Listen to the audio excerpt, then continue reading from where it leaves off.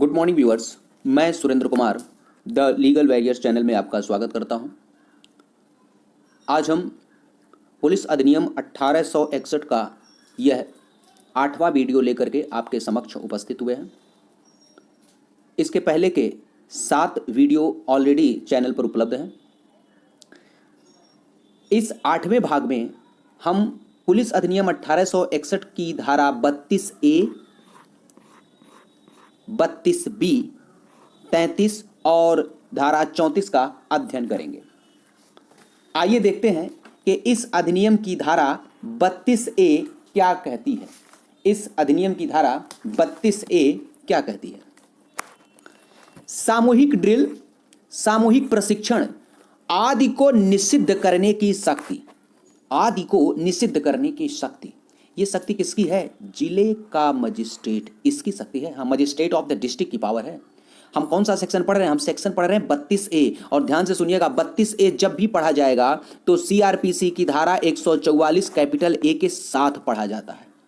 Same provision CrPC की धारा 144A में किया गया है। आइए देखते हैं कि धारा 32A क्या कहती है। धारा 32A कह रहा है कि सामूहिक ड्रिल, सामूहिक प्रशिक्षण आदि को निषिद्ध करने की शक्ति जिले का मजिस्ट्रेट जो है, जिले का मजिस्ट्रेट लोक सुरक्षा, लोक शांति के परिरक्षण के लिए, किस चीज के लिए? लोक सुरक्षा, लोक शांति के परिरक्षण के लिए किसी स्थान में निवास करने वाले लोगों को पब्लिक नोटिस के द्वारा या आदेश द्वारा निषिद्ध कर सकता है। निषिद्ध कर सकता है किस चीज, क्या काम करने से निषिद्ध कर सकता है भाई? देखो, अस्त्र ले जाने से निषिद्ध कर सकता है, सामूहिक ड्रिल करने से निषिद्ध कर सकता है, या अस्त्र सहित सामूहिक प्रशिक्षण में भाग लेने से निषिद्ध कर सकता है। फिर से देखें, बहुत ही इंपॉर्टेंट है ये सेक्शन बहुत ही इंपॉर्टेंट है और ये यहां से 2 बार प्रश्न बन चुका है।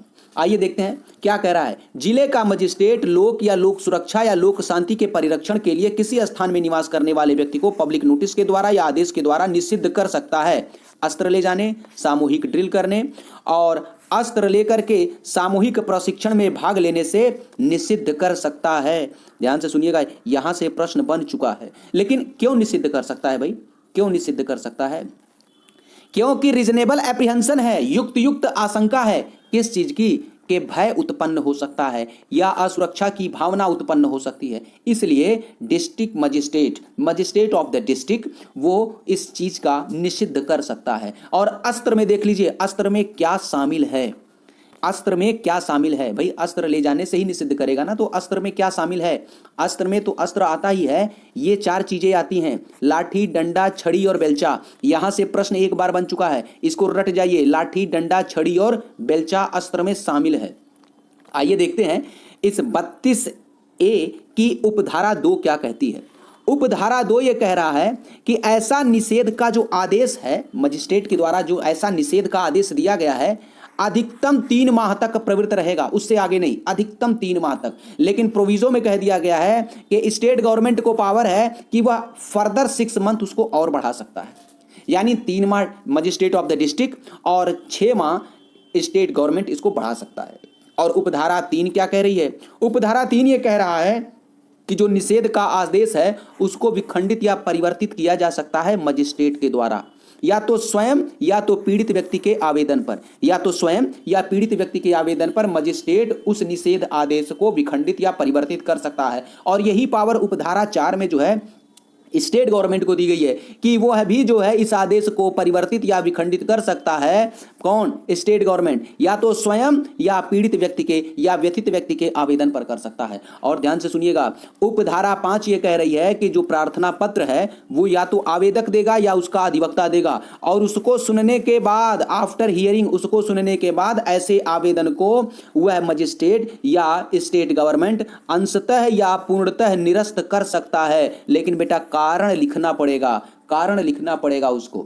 आइए, उम्मीद है आपको इस डायग्राम से चीजें क्लियर हो गई होंगी। आइए देखते हैं कि इस अधिनियम की धारा 32B क्या कहती है। 32B ये कह रहा है कि धारा 32A के अंतर्गत वर्णित नियमों का उल्लंघन करने के लिए क्या दंड है? तो निषेध आदेश का जो भी उल्लंघन करेगा मजिस्ट्रेट उसको 6 माह तक का कारावास या 2000 रुपए तक का जुर्माना या दोनों से दंडित करेगा। ये बहुत इंपॉर्टेंट क्वेश्चन है, यहां से 2 बार प्रश्न बन चुका है।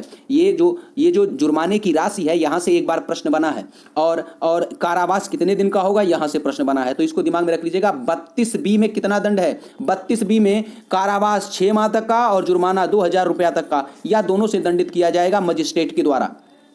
और उपधारा 2 में क्या कह रहा है? उपधारा 2 में कह रहा है कि सीआरपीसी में किसी बात के होते हुए भी, इस स्टार का मतलब है सीआरपीसी में किसी बात के होते हुए भी इस सेक्शन के अंतर्गत जो अपराध है यानी निषेध का कोई व्यक्ति अगर उल्लंघन करता है तो वह अपराध संज्ञेय अपराध माना जाएगा, कॉग्निजेबल ऑफेंस माना जाएगा।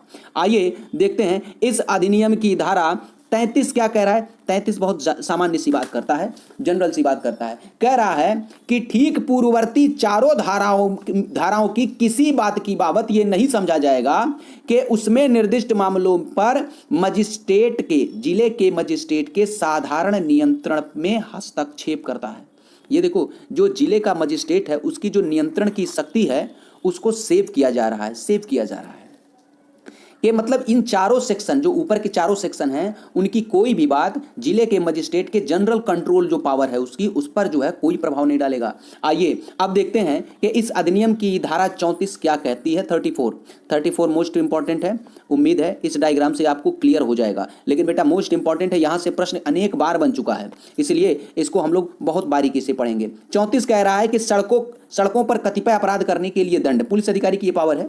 कह रहा है कि कोई व्यक्ति उपधारा एक कह रहा है कि कोई व्यक्ति सड़क पर निम्नलिखित में से कोई अपराध करता है, सड़क पर करता है या खुले स्थान में करता है या मार्ग में करता है या आम रास्ते में, हाँ, ये निम्नलिखित अपराध जो है अगर करता है जिससे वहां के निवासियों को, यात्रियों को, परिदर्शकों को क्या होता है? बाधा, असुविधा, क्षोभ, जोखिम, संकट, नुकसान, ये सब होता है। हाँ, तो मजिस्ट्रेट अधिकतम जो है 50 रुपया का जुर्माना या अधिकतम 8 दिन का कारावास दे सकता है, और कोई पुलिस वाला बिना वारंट के उसको अभिरक्षा में ले सकता है। लेकिन पहले ये तो जान लें कि कौन कौन सा अपराध है।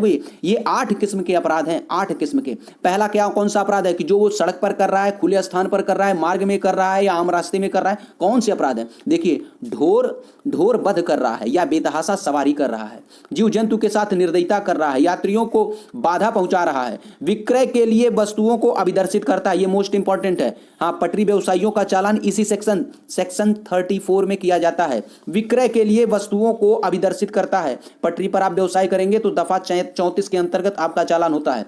मार्ग में धूल फेंकना, यह भी एक अपराध है। मत या बलवात्मक पाया जाता है, शराब पी करके बवाल कर रहे हैं, हाँ, तो इसी सेक्शन में आपका चालान होगा। और शरीर का अशिष्ट